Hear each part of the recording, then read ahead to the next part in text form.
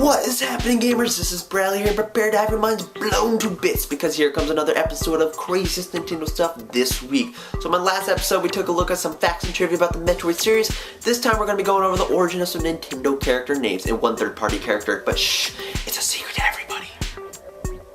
Where does the name of the oh-so-popular electric mouse Pokemon Pikachu come from?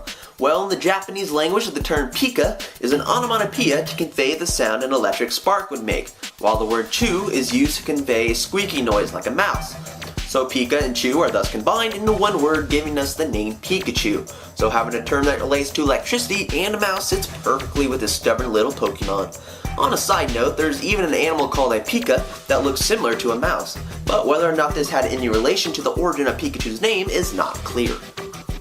Now at first glance, the name of Pikmin's main protagonist, Captain Olimar, may not look familiar to anything, but it actually has a connection to the Big N's main man, Mario. Makes sense since Shigeru Miyamoto is the creator of both Pikmin and Mario. Now in Japanese, the name Olimar is translated Orima, which is an anagram of the name Mario, meaning that it has the same letters but just shuffled around in a different order. Now the English version throws in that extra L to the name to spice things up. Now on the other hand, Olimar's partner Louie has a name that is derived from Mario's brother Luigi. Interestingly enough, the Spanish translation of Pikmin 2 even calls him Luis, which is the Spanish equivalent of Luigi.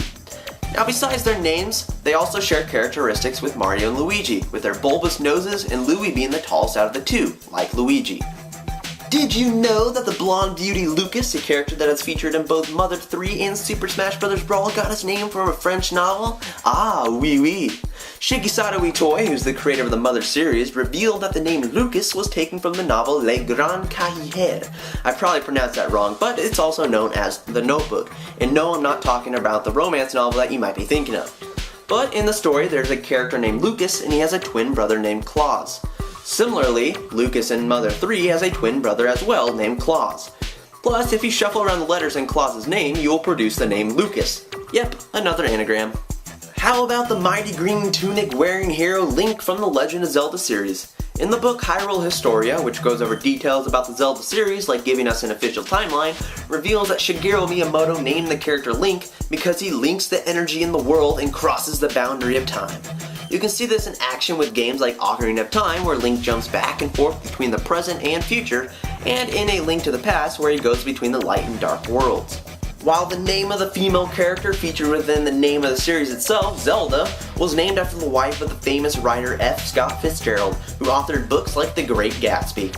Now his wife was named Zelda Fitzgerald, and apparently she was renowned for her beauty. Now throwing a curveball out there, how about that little yellow circle with the slice missing known as Pac-Man? Sure, he isn't a Nintendo character, but he has appeared on Nintendo platforms, so I'm throwing him in.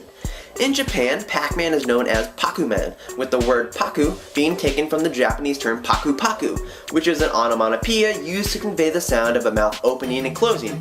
Fitting, considering Pac-Man marches around the levels, gobbling up tasty dots and colored ghosts. Now, when released outside of Japan, the game was originally going to be called Puck-Man, considering he had a puck-like shape. But Midway Games decided to change it up.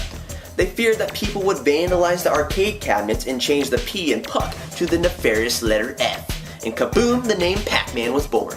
So that will wrap up yet another episode of Craziest Nintendo Stuff this week. If you like what you saw, please give it a thumbs up, and you can stay tuned for more videos like this in the future, along with my video reviews and my news segments. You can also go to thegamingpixelshow.com to get some news for the 3DS and the Wii U.